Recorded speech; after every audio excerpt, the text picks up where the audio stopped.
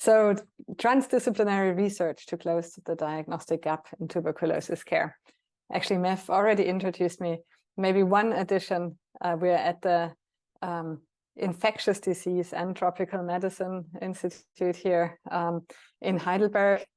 We have a growing infectious disease clinical footprint and a growing research group, which primarily focuses on diagnostics for global health, but there are also other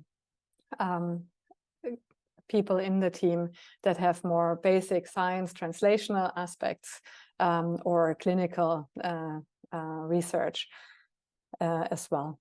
All right, but today we're talking about transdisciplinary research to close the diagnostic gap in tuberculosis care. And why do we care at all about that is the question.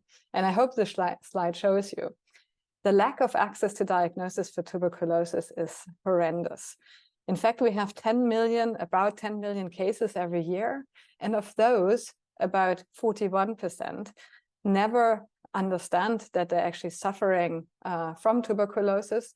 And they are not notified in the case registries. If we look at that for children, it's even more horrendous in that the numbers exceed 65% actually never receiving a tuberculosis diagnosis. This has gotten worse due to COVID because people didn't access care, which has resulted in, as you can see here from this graph, an increase in the number of deaths. And this has been the case across many countries. And if you want to read further on this, I always try to cite the references at the bottom. So concretely, why is this the case? So in tuberculosis care, about 80% of people first present in community settings or primary care settings. And there we only have a symptom screen, meaning you ask whether people have fever, weight loss, prolonged cough, night sweats.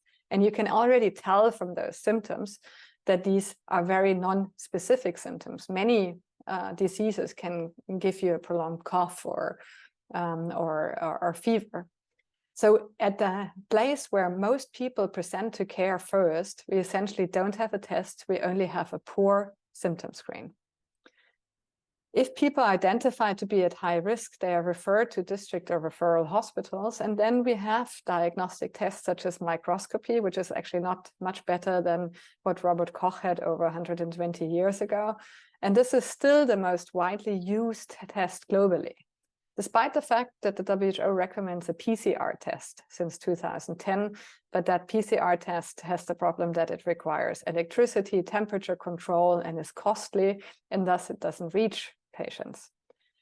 Culture-based tests are few and far between. A problem is that the culture in tuberculosis takes weeks.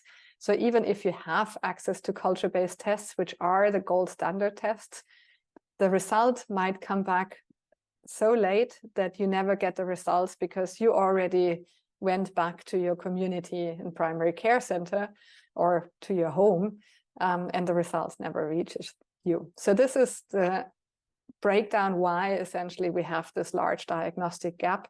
Tests don't reach people. And what we need is really a tool to screen and triage people, recognize those that are at high risk of TB, that's rapid and easy to use. And also we need to improve upon the tests at the district and referral hospitals. But there are, you first of all need to get the patients into the care pathway. And the most important step for that is this. If we think about what it takes to develop a novel diagnostic test, there are lots of obstacles confronted by diagnostic innovators. We call those the valleys of death from concept to rollout of a test. And first of all, it's in the early phases of scientific and technical product design where a lot of the failures occur. Then there's a lot of regulatory aspects. And if you think where most of the test developers are, they're mostly in places where there's no TB. So actually access to trial sites to where you can speak to the stakeholders in country and validate your novel test is a big hurdle. And lastly, planning for adoption, supply chain evidence of impact is another big hurdle. And what we are trying to do here in the team is to essentially, with our research across this diagnostic value cycle, to address gaps and address these valleys of death that I mentioned. So first of all, we look at the need, like what is actually needed in the countries and how should it look like? What would be acceptable, usable at those places, so that we can ensure that this technical design, the scientific design of the product meets the needs of the people who are actually intending to use the test at the end. Then you oftentimes have to make trade-offs because you have limited amount of funding, or you want to get the highest impact with what you develop. And so you could assess the potential. Here, mathematical modeling becomes relevant. And then obviously you need to make sure you get the right targets, develop the right test. Again, here, using the opinion of the end users is a critical component in the conceptualization and realization of a tool. And then you need to generate the data on accuracy, clinical utility, and value to inform WHO policy or country-based policy. And so with this, we try to essentially bring diagnostic tests for tuberculosis forward. And you might ask why a scientific group, an academic group, or an NGO in some cases is trying to do that. It's simply because there's hardly any money in diagnostic tests for global health problems. Rather than focusing on cancer, nobody would focus on a diagnostic test. So we need to also support diagnostic test developers, bring products along to address these needs and make sure that they reach people. So let's go through this diagnostic value cycle and look at a little bit at the research that is necessary there. So I spoke about need, and I also thought I'd introduce you a little bit to our team here. So I put a picture in and the name of the team member who is focusing largely on this. So first of all, looking at need for an accessible non-sputum based sample. So I told you we don't have a good test in the community-based settings or primary care settings. And one big problem is that sputum is actually difficult to get. Imagine, like, I had a cold last week, that was fine. I was producing sputum, no big deal for me. But imagine like a weak HIV, a weak person living with HIV in advanced stage, weak enough not to be able to produce sputum. Or think of a child. I told you the diagnostic gap in children is so substantial. Think of a child being told, can you bring up a sputum? I tried that with my son who is 6, and he can now do it, but like last year, not yet. So I think the cutoff is about 5-6 years when kids are able to cognitively process what it means to bring up a sputum. But so many people actually cannot produce a sputum. And if you then think of the availability of the sputum sample, and if you multiply it with the sensitivity of the test, so the capability of a test to detect the disease, then actually for expert, which is the WHO recommended test for tuberculosis, for expert in an HIV positive cohort, you only get to diagnose about half of the people who have confirmed tuberculosis at the end. On the other hand, if you take a urine test, that is actually only 50% sensitive. So see here, 90%, 50%, many more people can produce urine than people can produce sputum. So actually you have almost the same number of people actually being diagnosed, even though the sensitivity is much lower. So this is like an assessment in a study that shows you really need to go for non-sputum based samples if you want to reach all of these patients, particularly in the community and primary care settings, where you don't have the capability to do an induced sputum, like stimulate the airway to produce a sputum, or do a gastric lavage where you stick a tube down into the stomach, which is often done for children to get a sample. Another component to understand need is to understand what is acceptable to people. And this is, yeah, I don't expect you to read this text, but it's just like some work that we did with a medical student here, Janis Herman, together with partners in Malawi and Zambia, where we spoke with patients, healthcare workers, test operators, and makers on a national level, and essentially identified what would be barriers and facilitators to implement a test. And this was very insightful. We did that for a novel urine-based test. And this is also applicable to urine-based tests more broadly, and has since then also been used to inform some WHO policy. But we also more directly actually work with patients and engage them in the communities that they first present for care, and that they would like to have diagnostic testing to happen in order to elicit their preferences. And here, one of my PhD students, Maria del Mar Castro Noriega, has worked a lot with in a large project which is happening right now in Zambia and Vietnam, where we are trying to get people to essentially describe their trade-offs in a discrete choice experiment. That's a method for qualitative research that actually has quantitative components and is taken from economics research. So you essentially ask people between options what they would prefer. And a similar method, a little bit less intense, is best worst scaling, which is another research that we are doing also in Zambia, Nigeria, and the Philippines. And all of this are to elicit essentially what would be most preferential for these end users and patients. Is it like, for example, like a urine-based test, a tongue swab? Is it sputum, or is it like an image? So we're looking at what would be the best way to put our efforts in terms of development. Then, as I had told you, there are always trade-offs to be made, and you should focus on what really has the highest potential. And this is actually quite well feasible to do that by looking at mathematical modeling, because with mathematical modeling, you can assess the impact of a hypothetical test or a real test on a population basis, both in respect to identifying patients, but also in respect to preventing deaths or transmission. And so we are doing mathematical modeling. In this case, it's a classical SEIR model that essentially follows the natural history of TB and has some tweaks to reflect special subpopulations, characteristics of the TB.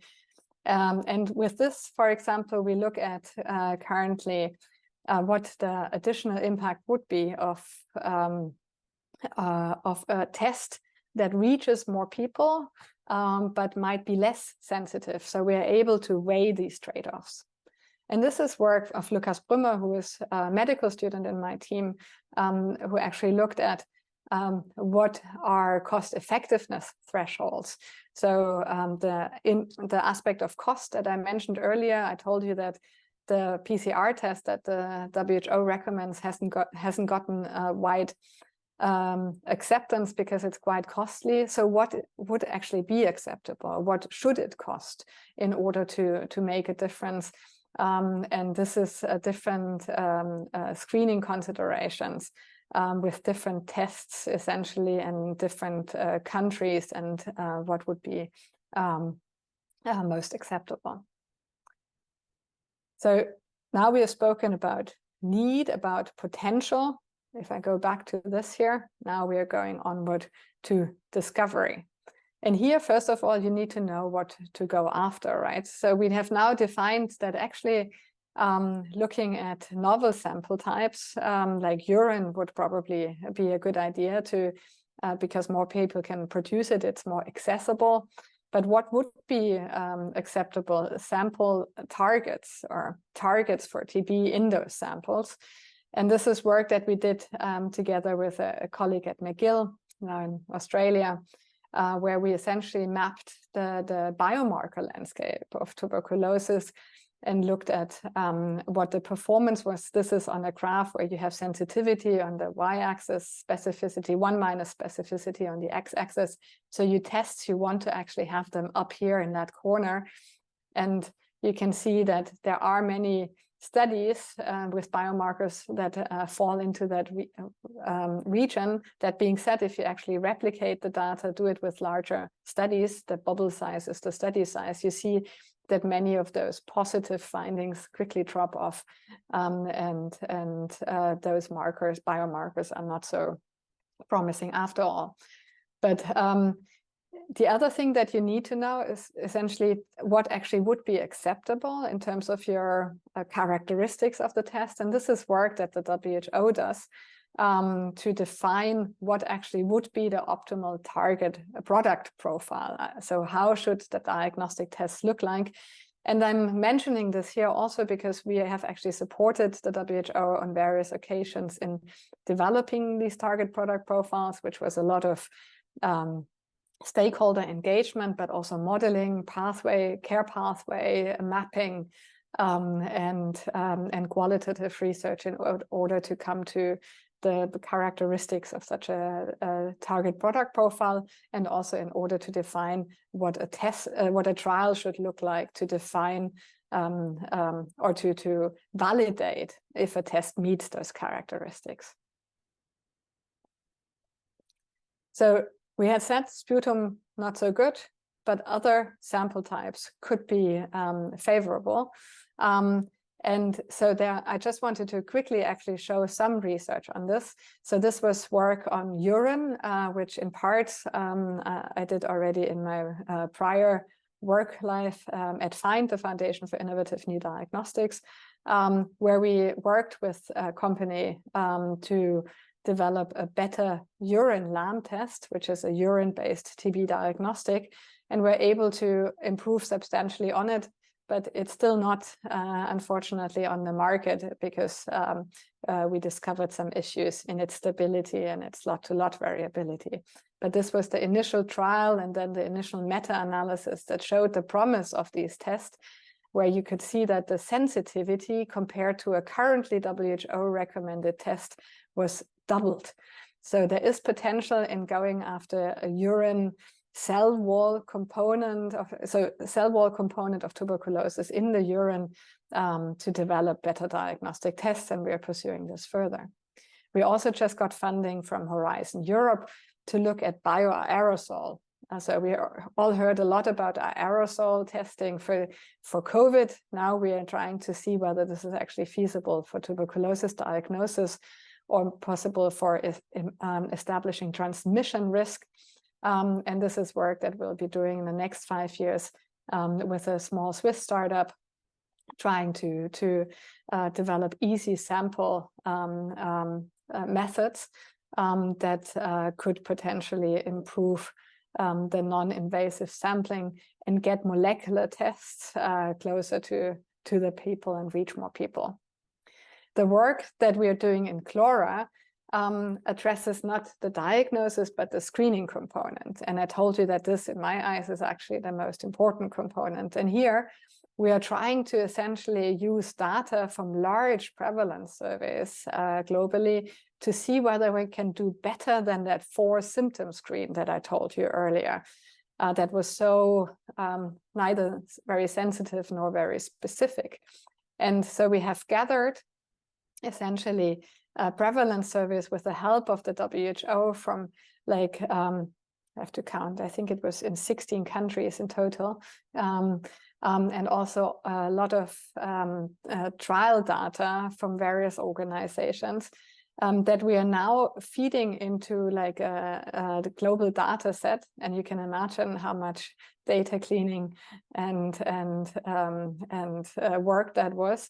And we are now applying machine learning methods and also Bayesian latent class techniques in order to develop algorithms that we can then hopefully validate and translate onto an easy to use app or digital tool, which first of all would help us define what the risk of tuberculosis is in a given patient, and then with an additional effort to define what a test treatment threshold should be, to see what a treatment recommendation would result from that. So this is a very exciting project. We're doing this in GLOHRA for adults, and we're actually also wanting to do this for children, where I told you the gap is even larger. So now we have a tool at hand. Imagine all of these discovery efforts and development efforts were successful. Then we have to, or we have a first prototype, we have to validate them. And clinical validation is a big hurdle, as I told you earlier, because most of the companies that develop are here or here or here, but the TB is here. And so we have, with NIH funding, essentially developed this large TB trial network in 10 countries globally, where we have evaluated over 40 prototypes to like more advanced versions of diagnostic tests already, and are continuing to do so with these partners. And actually, this all started during COVID times. We just had our first joint meeting. Imagine, that's been going on for 3 years, this trial. Was so exciting, just like 2 weeks ago, with all of the partners from around the world. And so just to give you some examples, we have done an accuracy trial on oral swabs, very easy to do. We all did it in some form or the other for COVID, and found that actually it would also be a very easily accessible sample type for TB. Not as good as sputum, but if you reach more people, you might accept trade-offs of sensitivity. So this was a very promising study. And as we get the results from these validation trials, we also obviously try to translate them to policy. And this means that on the one hand, we generate our evidence. I told you on accuracy, acceptability, implementability. We also do economic analysis. This is the health economist, Kadir, in my team. We talk to other groups that are doing validation. We actually established a joint steering committee with all of the major trial consortia globally to essentially bring all of our data together. And I have to say, I think our trial network name and logo is the best ever. I'm very proud of that. But I'm happy that all of these people are finally coming together in order to advance TB diagnostics. And so how does policy translation work? Essentially, it means weighing evidence from different areas generated with different methods, addressing different components like stakeholder values. I told you qualitative work, accuracy, that's the validation work, value, health economics or economic evaluation, equity of access. This is something I didn't speak about because it's more done with modeling at this stage. At later stage, you can also do it obviously with implementation studies. And then like what is actually the access? How do people get access? This is also something often done with modeling at this stage. And so I'm very much involved with the WHO on these evidence translation to policy as an expert advisor for TB diagnostics. That's an elected position for 3 years. And we've been involved since 2019 on 5 recommendations. And just to show you one example of a trade-off, this is a simple one. You saw the circle is much more complex, but there's a test for TB screening, actually. That's not so bad. It almost meets the WHO target product profile, but it actually is quite costly. And we figured that it was quite good in terms of its performance, but it's never going to reach scale because it's a cost, even if it were $2, it would not be cost effective. And the fact is that this cartridge is more kind of like $5 and above. So unlikely that we're going to reach that scale or policy. So this was just a quick run through to the research around the value cycle that we are doing for tuberculosis. I want to say that we have a lot of goals in tuberculosis.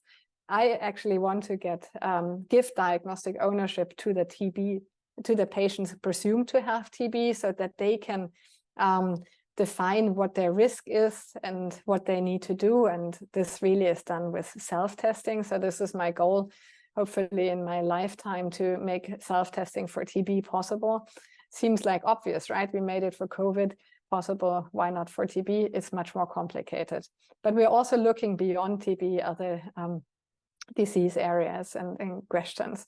And for COVID, like many others, we did a lot. And just wanted to show that here. And COVID actually has given us great opportunities, just as much as it has given, or a little bit, but obviously disproportionate to the challenges it has given us. But it has given us a lot of technical advances. And this is exciting because we can now motivate these diagnostic test developers to essentially translate their innovation, their technical innovation to tuberculosis. And this is work that we are doing in this large network together with partners, trying to really advance TB diagnostics and get more developers into this field. So with that, I just want to say two things. One, in my own interest, I want to point out that we have infectious disease position open for starting 1st of March for 1 year, and that we have a couple of research positions open. So if you're excited about what I just told you, think about it. If you want to find more information on these positions, email us or look on our website, and we'd be happy to tell you more. This one requires German. For all these three, it doesn't require German. For this one, German would be beneficial because some of those clinical trials will actually happen in Germany. And then the GLOHRA Academy also asked me to say what I think global health research is. And I think from what I've shown you just now, I think I already told you, but just to put it into words, and I took this definition from a paper in BMJ Global Health, which I think is very apt.